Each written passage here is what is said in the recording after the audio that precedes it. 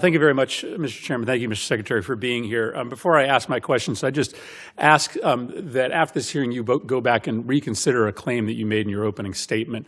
It would certainly shock Americans to hear that only 12% of our foreign aid reaches recipients, needy recipients on the ground, the people who need the help. That is not actually an accurate number. That is the amount of our aid that goes directly to local groups on the ground. But as you know, most of our aid runs through bigger international organizations like Save the Children. Those entities are getting somewhere around 85% of the aid we give them directly to recipients on the ground. And so I think what you've done to shutter USAID is illegal, but I also think it's bad policy. And I do think it's important for us to all be operating with the same set of facts. And the fact is not that only 12%. Only 12% of U.S. foreign aid goes directly to local groups. That's the statistic that has made headlines and stirred public concern. At first glance, it sounds like a harsh indictment of how inefficient or bureaucratic America's foreign aid system might be. It suggests that the vast majority of aid is getting lost in the system, failing to reach the people who need it most. But the truth, as clarified during a recent Senate hearing, is far more complex and far less alarming than that initial number suggests. The 12% figure refers only to the portion of aid that is channeled directly to small, local groups on the ground. It doesn't mean that the rest of the money is wasted or misused. In fact, the majority of the aid is funneled through larger, established international organizations that have the infrastructure and experience to operate in challenging environments. These organizations often partner with local groups or deliver services themselves, ensuring that the aid reaches those who need it, just through a different channel. The key here is understanding how aid delivery works. Direct local funding is ideal in some cases, especially when dealing with small-scale community projects, grassroots development, or local disaster relief. But in many situations, such as humanitarian crises, refugee support, large-scale health initiatives, and post-conflict reconstruction, local organizations simply don't have the capacity to manage multi-million-dollar aid packages. That's where larger NGO, UN agencies, or international contractors come in. They have the logistical networks, trained staff, and oversight systems in place to deliver results efficiently, even in dangerous or unstable environments. During the hearing, Senator Chris Murphy highlighted this distinction, emphasizing the need for an honest conversation about how U.S. foreign aid actually works. He pointed out that while only 12% of aid is directly allocated to local groups, that doesn't mean the remaining 88% is ineffective. Most of it, in fact, passes through trusted partners, organizations with years of experience in development and humanitarian work. These partners may include UZ-funded contractors, global health institutions, international charities, and non-governmental organizations with strong reputations and proven track records. What this means is that the overwhelming majority of U.S. foreign aid still makes it to the people it's meant to help, just not always in the most visible or direct way. For example, a major aid organization might run a food distribution program in a conflict zone. The funding comes from the U.S. government, but the program is executed by the organization's staff in coordination with local networks. The local people benefit directly, even if the money didn't go straight into a local bank account. So, the claim that only 12% reaches the ground is misleading when you fail to account for how aid programs are structured and implemented. Another important point is accountability. Direct funding to local organizations, while important, can pose risks if proper oversight mechanisms are not in place. Local groups may lack financial management experience, robust monitoring systems, or transparency protocols required by U.S. law. By contrast, larger implementing partners are subject to rigorous audits, detailed reporting requirements, and compliance with international standards. That doesn't mean local groups are untrustworthy. It simply means that scaling up their involvement must come with the resources and training they need to meet those standards. That being said, there is a growing movement in the international aid community toward what's called localization. The idea that more aid should be delivered through local actors who best understand their communities. This movement has gained momentum in recent years, with advocates arguing that local ownership of aid projects leads to better outcomes, greater sustainability, and more culturally appropriate solutions. The U.S. government has also recognized this, with USAID and other agencies pledging to increase the percentage of aid going directly to local organizations. But change takes time, especially when it involves restructuring complex funding mechanisms and ensuring accountability across multiple layers of operation. In short, the 12% figure is not evidence of failure. It's a point taken out of context. Used correctly, it should spark a productive conversation about how to improve the efficiency and equity of U.S. foreign aid, not undermine the valuable work already being done. Senator Murphy's comments during the hearing were aimed at clearing up the confusion and urging his colleagues to work from the same set of facts. Misinformation or misrepresentation of numbers like these can erode public trust and feed into cynical narratives that foreign aid is a waste of taxpayer money. In reality, foreign aid remains one of the most powerful tools the United States has for building global stability, supporting allies, and preventing crises before they spiral out of control. It also plays a significant role in advancing U.S. national interests by investing in health, education, infrastructure, and democratic governance abroad. The U.S. helps create more stable societies that are less vulnerable to conflict, extremism, or economic collapse. In turn, this reduces the need for military intervention, curbs mass migration, and builds goodwill toward the United States. It's a strategy rooted in both compassion and pragmatism. Yet when facts are twisted, like when someone claims only 12% of aid does any good, it undermines all of that. That's why it's crucial to dig deeper and understand the full picture. It's not enough to throw out numbers. We have to look at where the money goes, how it's used, who's implementing it, and what the outcomes are. And most importantly, we must continue to push for improvements in the system, including empowering more local actors, increasing transparency, and ensuring that every dollar is making a real impact. So the next time you hear someone criticize foreign aid by citing the 12% stat, ask them what they mean by that. Ask them what kind of aid they're talking about. Ask them if they understand the difference between direct funding and effective delivery. Chances are they haven't looked into it as carefully as they should, because when you do, you'll see that U.S. foreign aid, though far from perfect, is doing much more good than most people realize. Mr. Secretary, I wanted to talk to you about the president's personal business interests.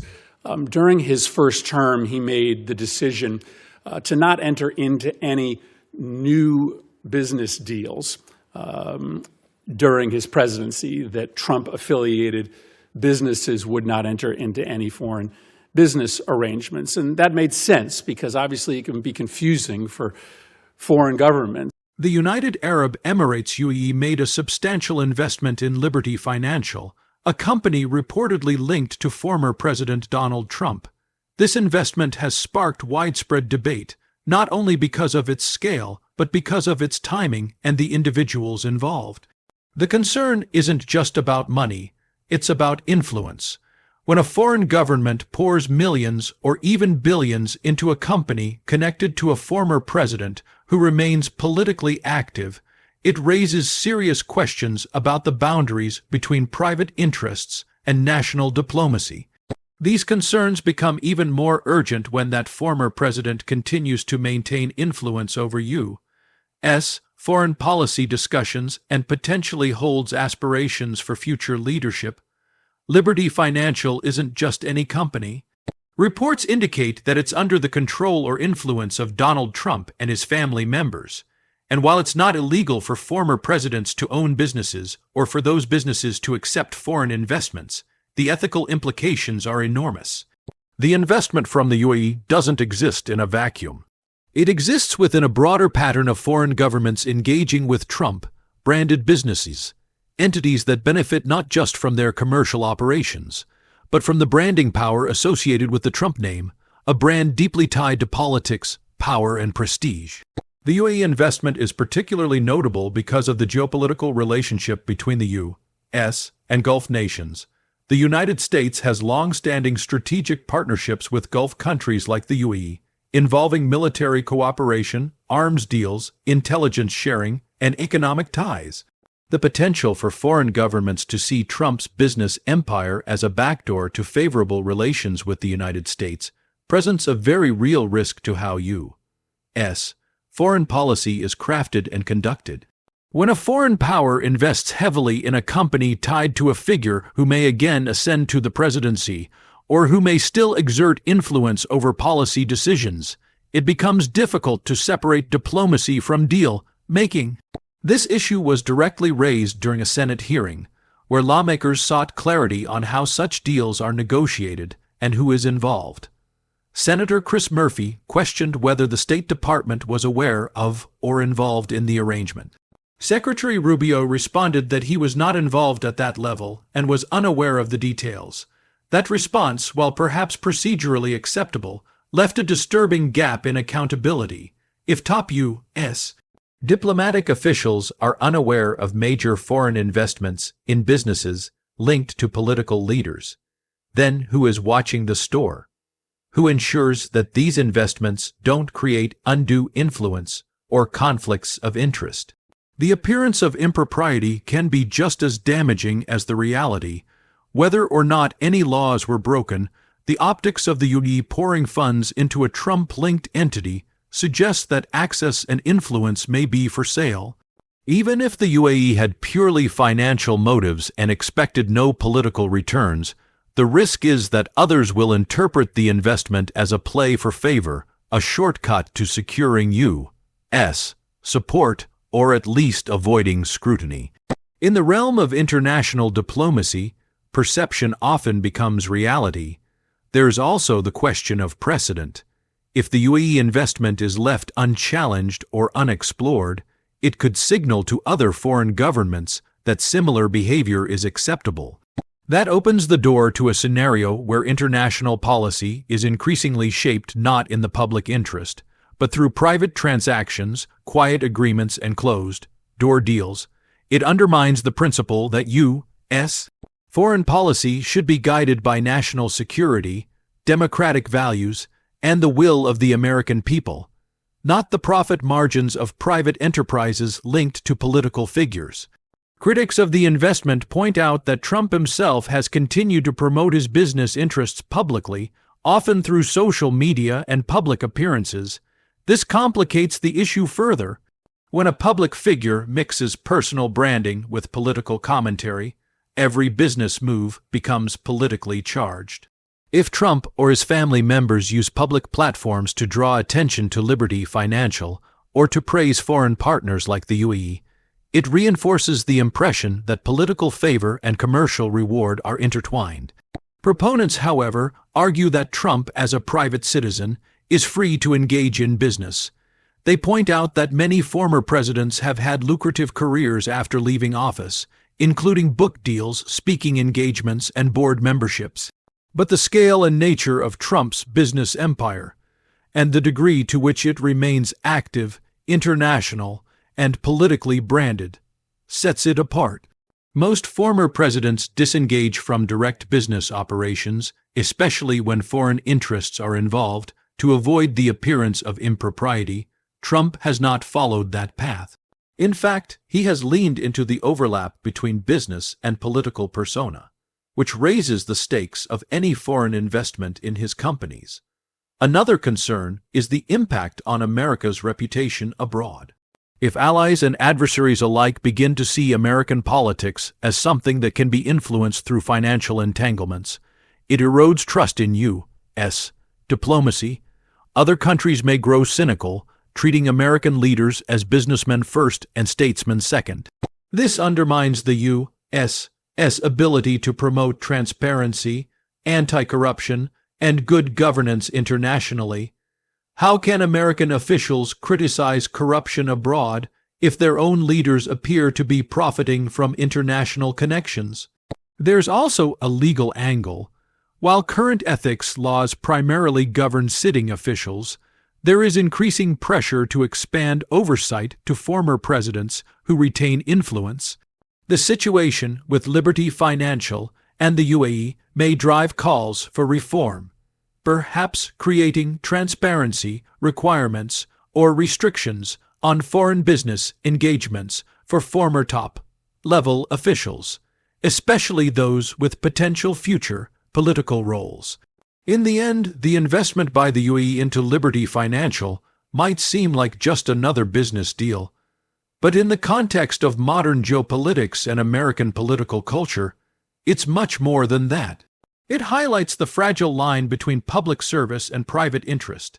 It shows how the actions of a former president can still ripple through the international system. And most importantly, it underscores the need for vigilance, accountability, and a renewed commitment to ensuring that U.S. leadership, past, present, and future, is not for sale. The Liberty Financial story may just be one chapter in a broader narrative, but it's a chapter that carries significant weight. It raises the kinds of questions that democratic societies must answer.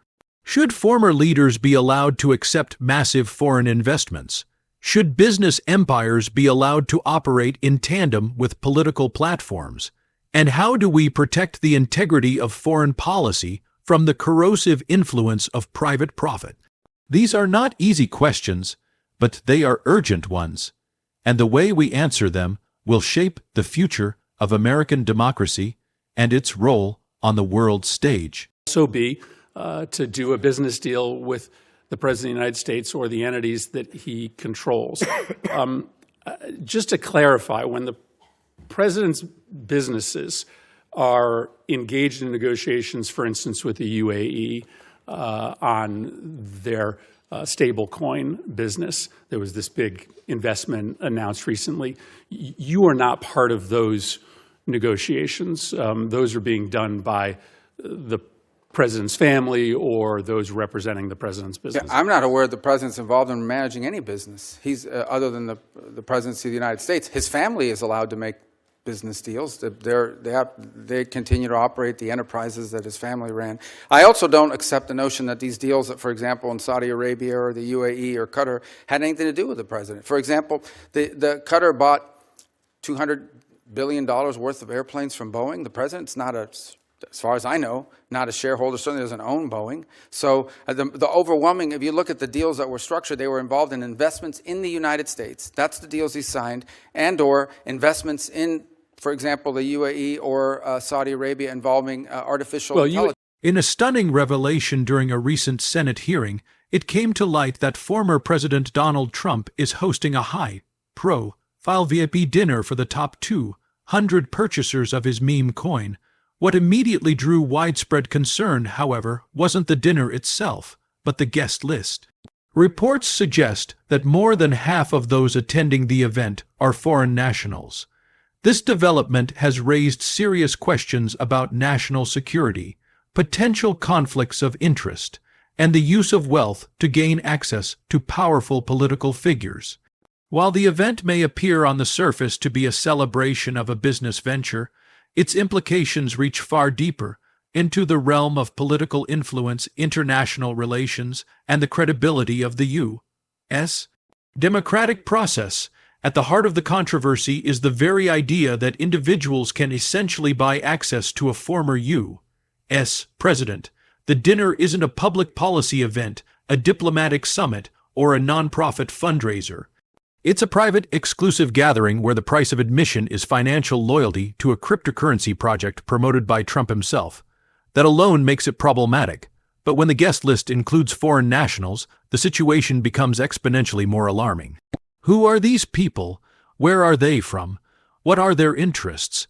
And what do they hope to gain from a face-to-face encounter with one of the most polarizing and influential figures in recent U.S. political history? Senator Chris Murphy, during the hearing, posed a pointed question to Secretary Rubio. Does the U.S. government even know who these individuals are? Are their names vetted by the State Department or Homeland Security? Could some of them be on U.S. sanction lists or worse, have ties to foreign intelligence or terrorist networks? Secretary Rubio admitted that he had no information about the dinner, no knowledge of the guest list, and no confirmation that the attendees had undergone any kind of background checks.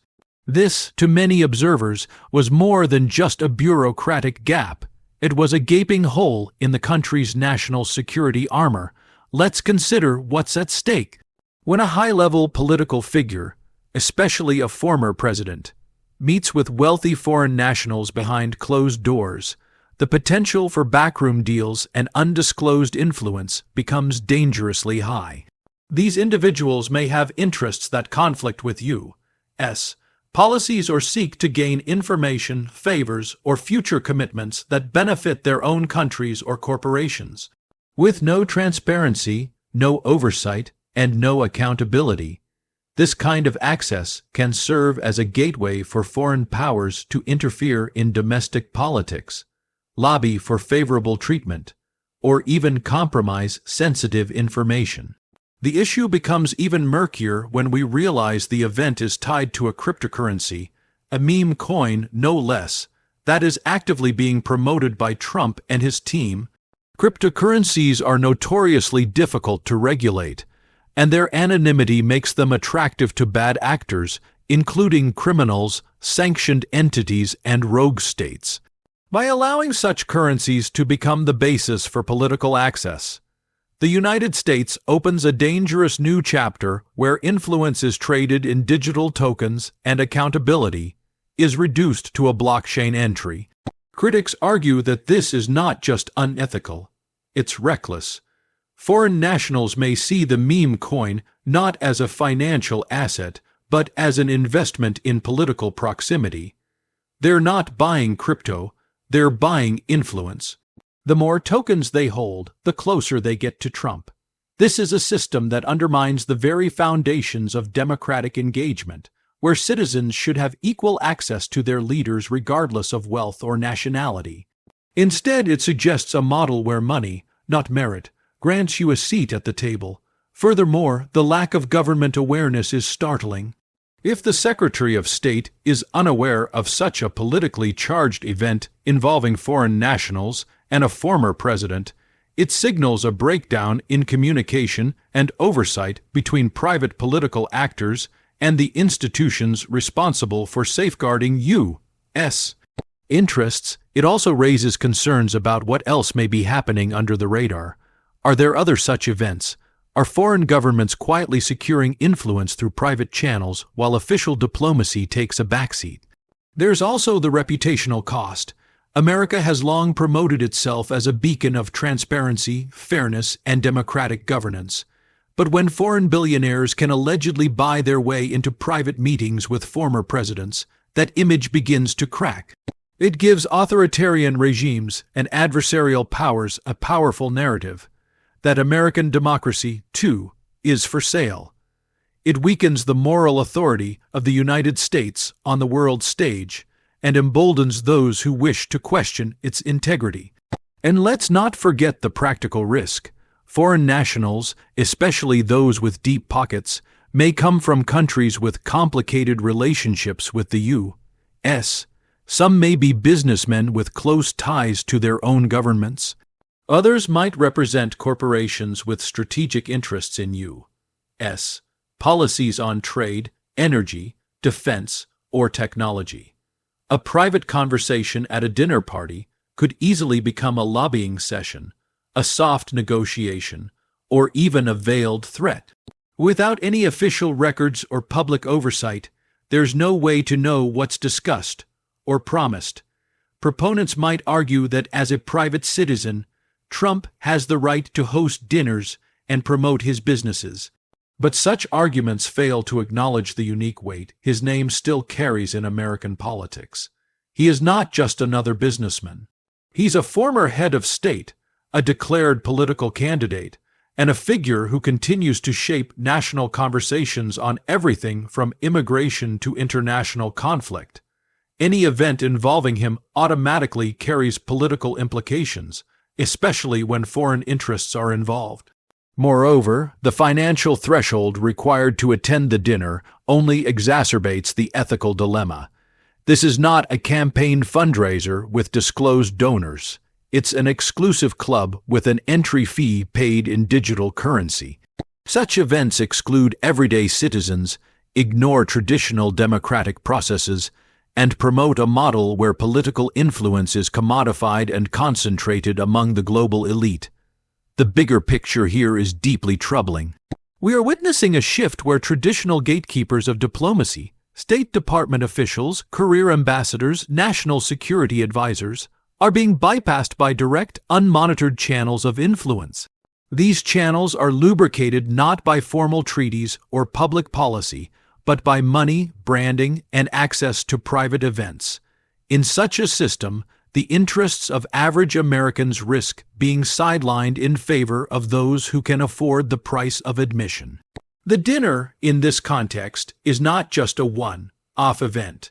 It is a symbol of a much larger and more dangerous trend, the privatization of political influence.